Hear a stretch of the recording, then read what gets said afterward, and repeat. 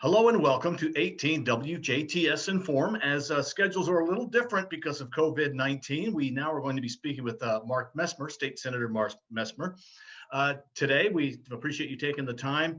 This is a little different because we're running this on a Monday night. Normally, we're going to have you on a Friday throughout the sessions as we go.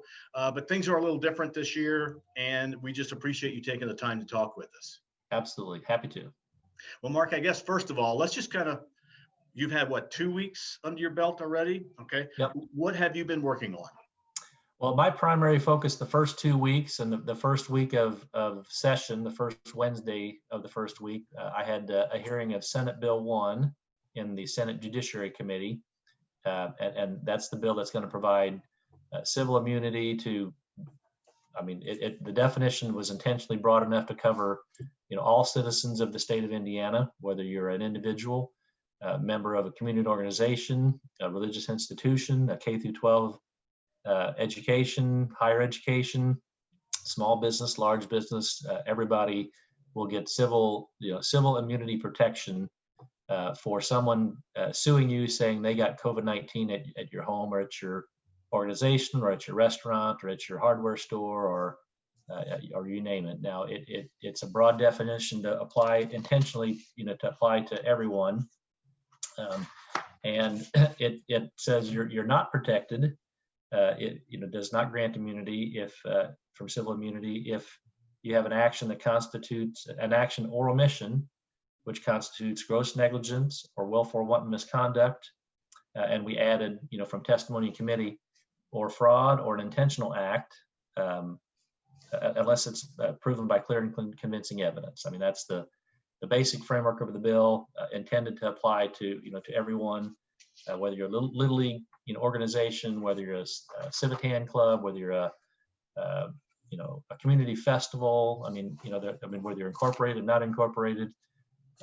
Intended to put that layer of certainty, for everyone in Indiana. Because if we're ever going to get back to normal, from the beginning of the first emergency order, I was hearing from people that were in the essential business category early, heard it from educators, throughout the summer trying to prepare to reopen in person, higher education folks, in the same situation. They're trying to do everything they can to apply safe protocols for their customers, for their students, for their workers, but if that cloud is hanging over their head, I heard this consistently from, everyone in every field, that there's always that fear that, their group could be, bankrupt, their business could be bankrupt, individuals could be bankrupt, from trying to defend themselves in a claim that someone got COVID-19 from them. Now it doesn't protect bad actors, and we were specifically careful in here to clarify that this bill does not apply to workman's comp situations. It does not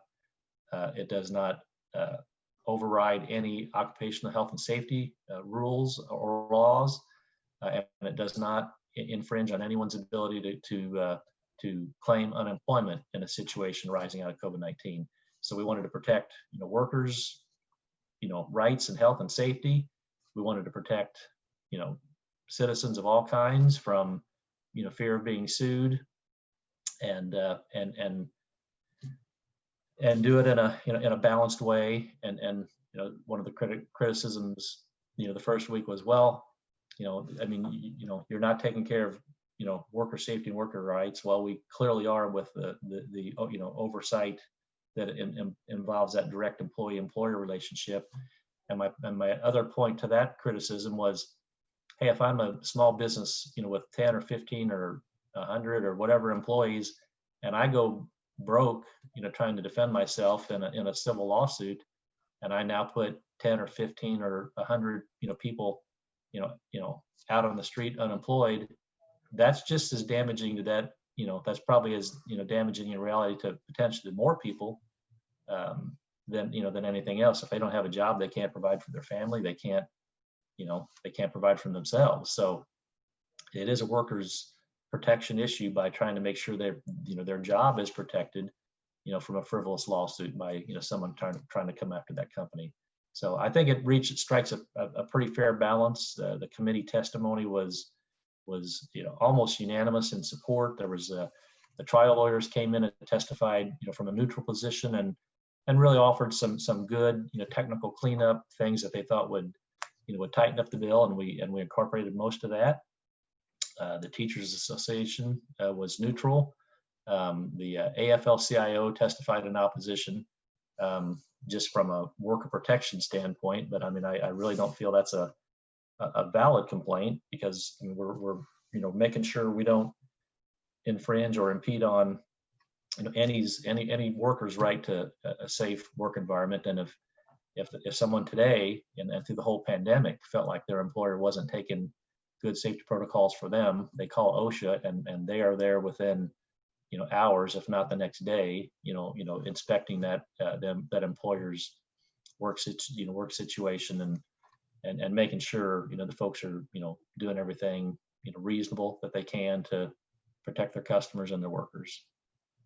Is this bill COVID specific, or because who'd have thought we'd ever need that? But is there also the possibility maybe in 4 years something happens? Well, right now it's COVID specific, but I mean, at some point, could it be flipped to just say pandemic? Or, it could be modified. I mean, right now, just to keep it dealing with, the situation at hand, it is COVID specific. But that question did come up. Do we make it broad enough to cover, any situation like this that comes up again? Because it's been 100 years since we had one. And, as far as I'm concerned, it could be another 100 years till it happens again.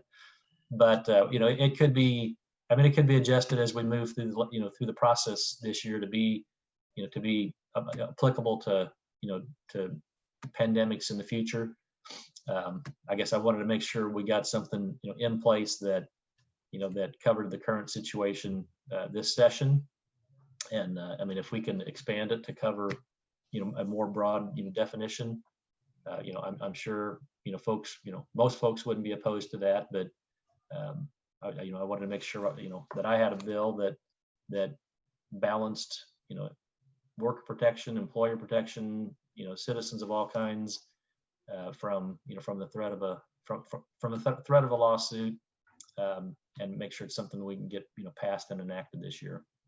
And it is retroactive back to March 1st of 2020. So there's been no lawsuits in the state as of today, but that doesn't mean, there aren't the potential for lawsuits, just around the corner. And so it is retroactive, and it would go in effect upon passage. Okay, what about some other bills that you are working on? Another bill that I'm a co-author on is Senate Bill 5, and that's a bill that deals with, giving citizens in a county the ability, to, it's not COVID specific, but it's just it's a process flaw that that has been borne out through the COVID pandemic, that if a health department issues an emergency order, it gives citizens within that county the ability to to appeal the emergency order to the county commissioners, or it's called the legislative body. In most of our counties, it is the county commissioners. Just to verify it's justified.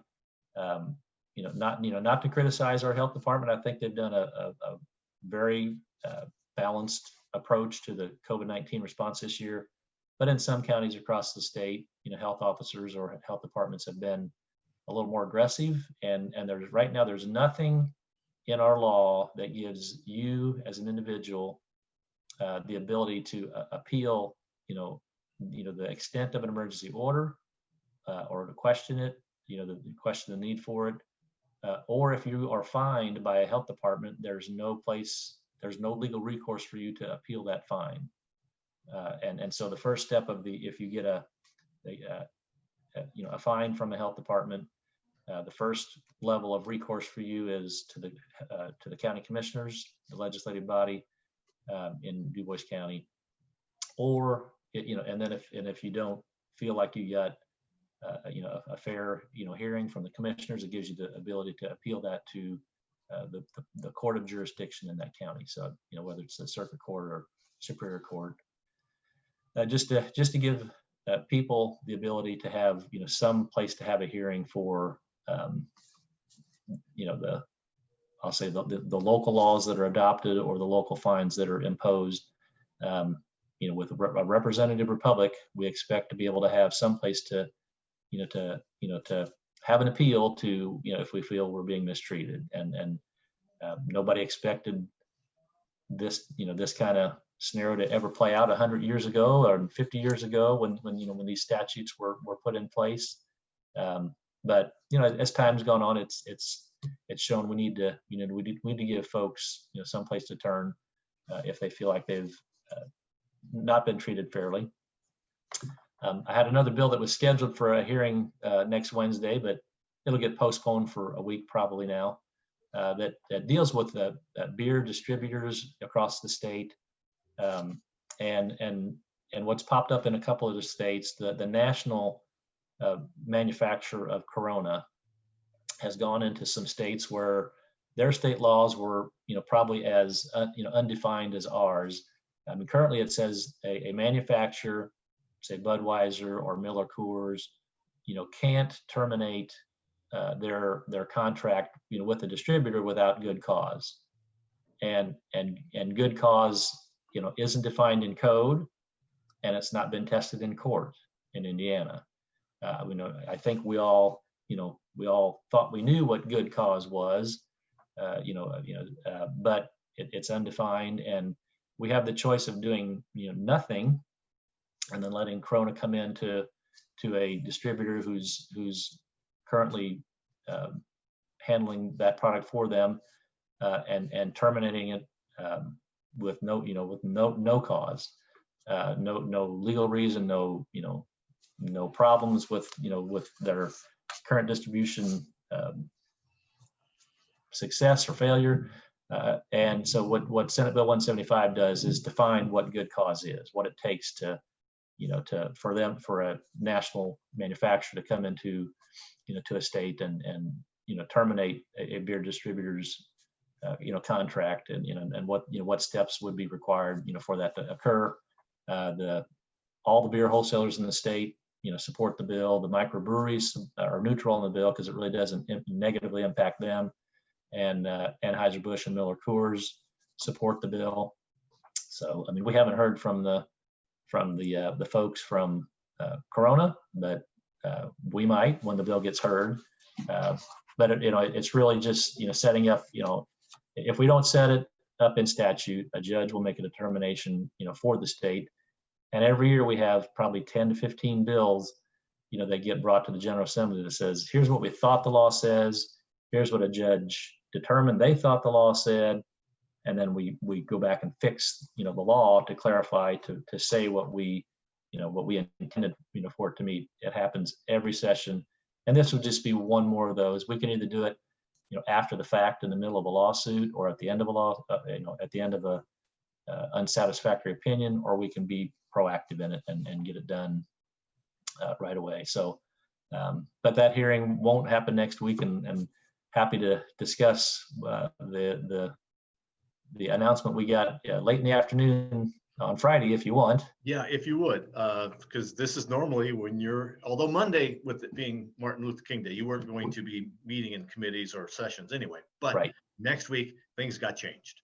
Yeah, so we were always, we normally are off Martin Luther King Day, which would have been Monday. So middle of the afternoon yesterday, I got a call from Senator Bray and said, hey, we just got off a conference call with the state police superintendent and the National Guard and the governor and House and Senate leadership, and the state police superintendent felt there was good enough reason to be concerned with the threat of violence that's been out there really since January 6th.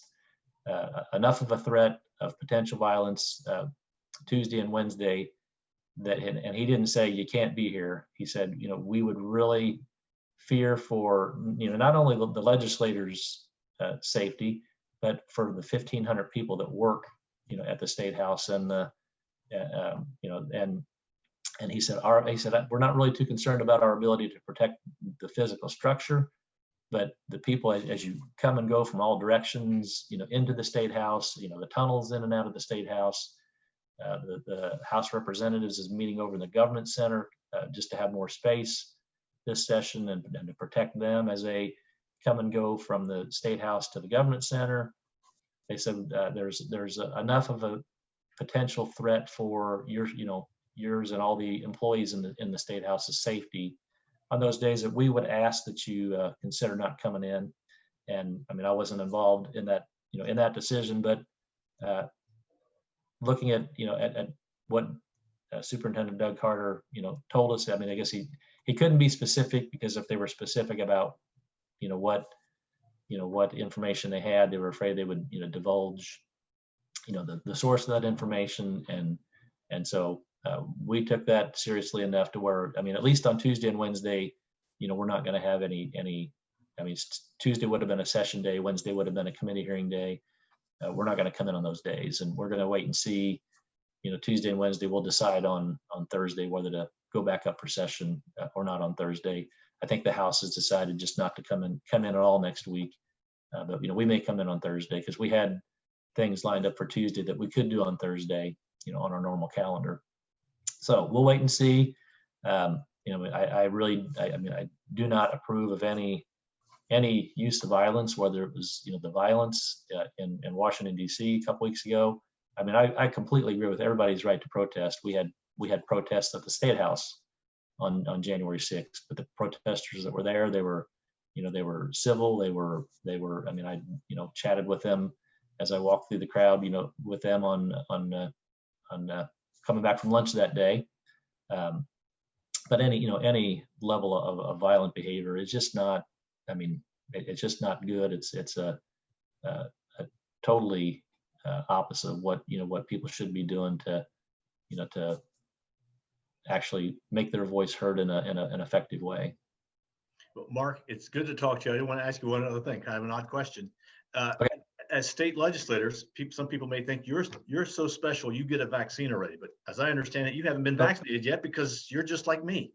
Yeah, I'm not old enough to qualify for any of those criteria, and it's strictly age criteria, and we have to go into the system just like everybody else when our age group, or if you have underlying health conditions, as they got through the 80-year-olds and moved to the 70-year-olds, and after a few weeks, if they after they've moved through the 7-year-old population enough, they'll move to the 60-year-olds. I'm in the 50s, so I'll have to wait till probably a long time till that opens up. But we do not get moved ahead of the line when the system is open, because when you go in and apply, and I did this for my mom and dad because mom wasn't real familiar with how to do it on the computer. You type in your zip code, it populates the all the areas around you that have vaccine sites available, who has appointments available. You click in your age, whether you're a male or female, and your appointment time that you're looking for. And after it confirms you have an appointment time available, then it asks you for your name. There's nothing in the system that I could use or any legislator could use. I mean, when your age group pops up, you go through the system just like everybody else. Mark, thank you very much for taking the time to talk with us. And we want to point out for our WJTS viewing audience, on Tuesday at 8 p.m. and on Wednesday at 1 p.m. this week, we will be airing a Jasper Chamber of Commerce press briefing, I guess, so to speak, featuring State Senator Mark Messmer and State Representative Shane Lindauer. So tune in to WJTS for that. Mark, thank you. Good luck with the session this year. Thank you. And this has been WJTS Inform. We are local people watching local people.